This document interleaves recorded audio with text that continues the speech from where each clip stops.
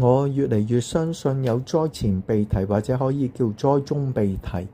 睇下點樣定義咩為之災前，咩為之災中。主要嘅經文係根據呢一個啟示錄14章嗰度講到，又有第3位天使接着他們大聲說：若有人拜獸和獸像，在額上或在手上受了印記，這人必喝神大怒的酒，此酒斟在神憤怒的杯中，純一不雜。他要在聖天使和羔羊面前，在火與硫磺之中受痛苦。他受痛苦的煙向上冒，直到永永遠遠。那些拜獸和獸像、受他名之印記的人，晝夜不得安寧。聖徒的忍耐就在此，他們是守神誡命和耶穌真道的。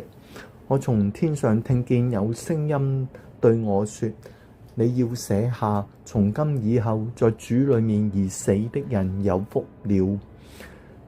聖靈說：是的，他們息了自己的勞苦，作工的果效也隨着他們。最 critical 嘅幾個字就係從今以後。嗰度講到從今以後在主裏面而死的人有福了，即係話喺嗰一刻起，所有要有福可以得救上天堂嘅人都必須在主裏面而死，即係因主而死，即係殉道。咁所以喺殉道之前應該有一次大拯救，好多人唔需要面對殉道可以得救，就係呢一個所謂嘅被提。咁呢個從今以後係幾時呢？應該就喺啟示錄13章所講嘅，當獸同佢嘅獸像得權，成為呢個世界嘅大獨裁者，然後逼所有人拜佢，唔拜佢嘅人都要被殺，拜佢嘅人先可以攞獸嘅印666，又可以繼續買賣生存。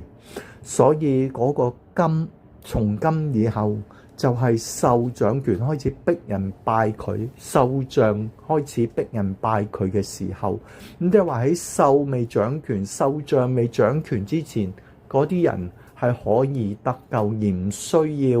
好似嗰度講從今以後在主裏面而死，即係話殉道嘅人有福。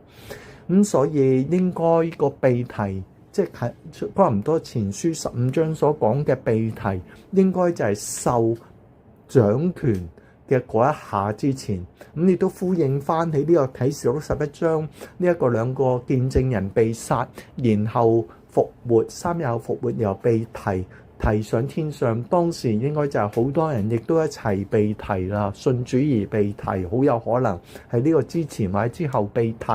然後就同神共享榮耀，共享天堂美福。所以大家要找緊時候，當獸同獸像統管呢個世界，逼所有人拜佢嘅時候，所有嘅拜佢嘅人都會落地獄，唔拜佢嘅人都要被殺。喺呢一個 King James Version 係 as many as， 喺呢一個和合本就係、意思就係所有人，即係所有唔拜佢嘅人都要被殺殉道先至可以上天堂，拜佢人就落地獄，面對火與硫磺嘅痛苦，直到永永遠遠。所以如果嗰個災係當獸已經上場呢，咁就係一個災前未上場之前可以被提呢，就係災前被提。但係如果個災係定義作嗰7年，而唔係嗰3年半獸先出現嘅時候呢，就係災中被提，但係有被提嘅。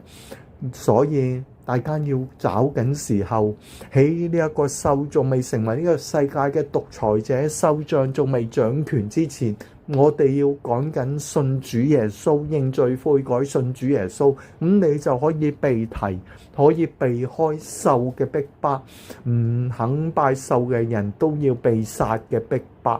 願主耶穌賜福所有嘅人都喺獸同埋獸像掌權之前，即係人工智能同埋嗰個敵基督掌權之前，可以認罪悔改，信主耶穌，真心真意咁跟從主，信服主，倚靠主而得救。阿門。奉主耶穌名祈求，阿門。